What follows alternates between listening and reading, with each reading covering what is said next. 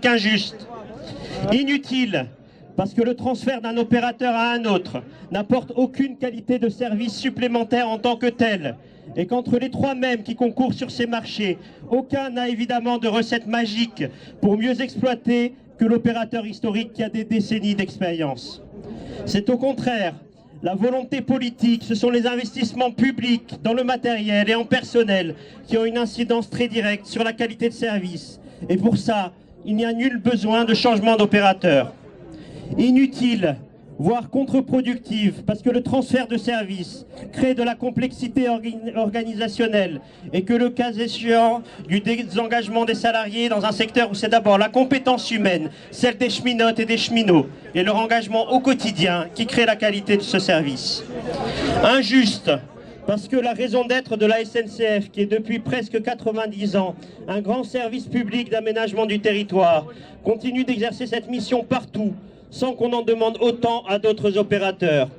Et qu'en termes de sens, à l'heure où de plus en plus de nos concitoyennes et concitoyens aspirent à se déplacer davantage en train, à l'heure où l'on a besoin de cohérence pour mener la transition écologique dans les transports, l'unicité du même service partout en France est le socle de l'égalité et de la cohésion des territoires. Ce sont autant de raisons qui ont fait que la CFDT a combattu de toutes ses forces et dans l'unité avec les trois autres organisations syndicales, la loi Nouveau Pacte Ferroviaire de 2018, par plus de 3 mois de grève unitaire.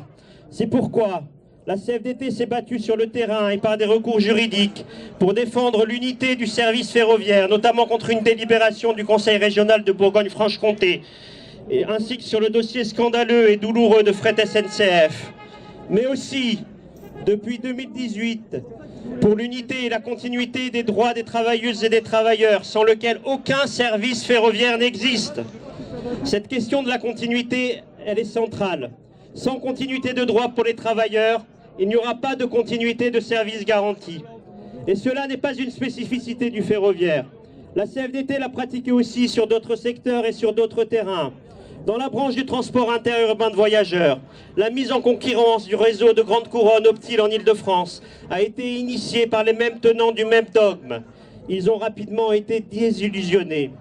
Lorsque de nouveaux opérateurs promettaient de faire le service avec moins 20% de coûts au détriment des droits des salariés, il n'y avait plus de service du tout. L'autorité régionale Île-de-France Mobilité a rapidement compris qu'il fallait revoir sa copie sociale. Elle a dû exiger des opérateurs la continuité des droits et des comptes réguliers sur leur gestion interne. Ailleurs, sur le réseau Keolis Nantes-Atlantique, des reculs de droits et des relations sociales dégradées ont contraint nos collègues de se mettre en grève 1 fois par semaine depuis plus de 10 mois, au prix d'une détérioration de la qualité de service.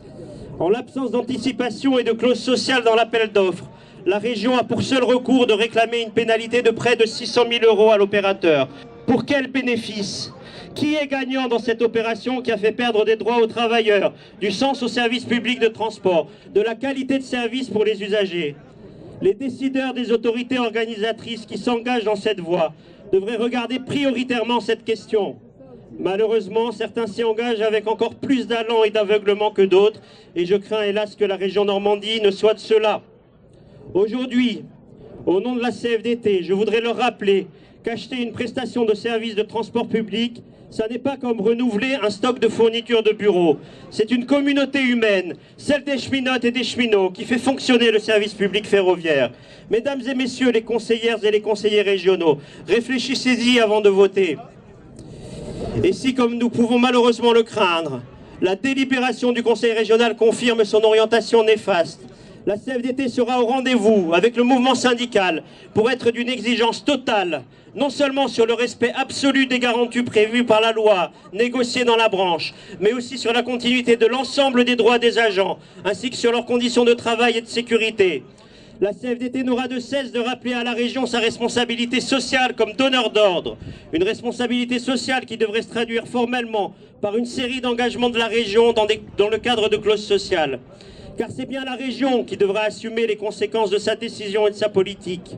Merci à vous toutes et tous, cheminotes, cheminots de Normandie, mobilisés en force aujourd'hui, et toutes celles et ceux venus d'autres secteurs en solidarité, de nous permettre de dire avec vous notre colère et notre détermination à défendre nos droits, nos emplois et un service public ferroviaire unifié pour le bien de nos concitoyens et de nos territoires.